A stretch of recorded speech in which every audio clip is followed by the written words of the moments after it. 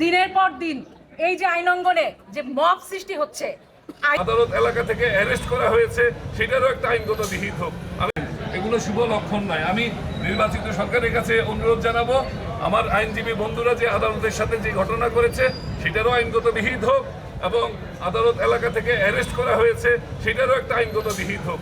আমি চাইবো দেশে শান্তি শৃঙ্খলা বজায় থাকুক, আদালতের সম্মান বজায় থাকুক, আইনজীবীদের সম্মান অটুট থাকুক, বিচারকদেরও স্বাধীনভাবে কাজ করার সুযোগ থাকুক এবং সমতা থাকুক।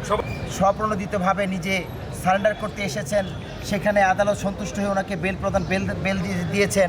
ইতিমধ্যে কিছু সন্ত্রাসী আইনজীবী রূপে কিছু সন্ত্রাসী তারা পুরা আদালত প্রাঙ্গণে পুরো মব সৃষ্টি করেছেন, যেই মবের মাধ্যমে ওনারা কি মেসেজ সমাজকে দিতে চায় জানি না।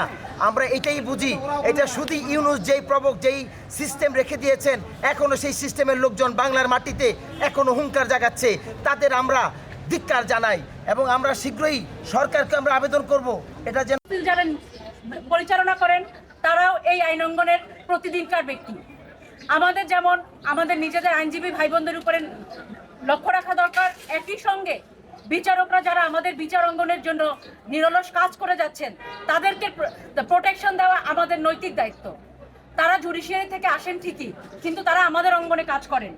দিনের পর দিন এই যে আইন অঙ্গনে যে মব সৃষ্টি হচ্ছে, আইনজীবীদের উপরে একই সঙ্গে বিচারকদের উপরে যে মব সৃষ্টি হচ্ছে, এর থেকে আমরা এখন পরিত্রাণ চাই।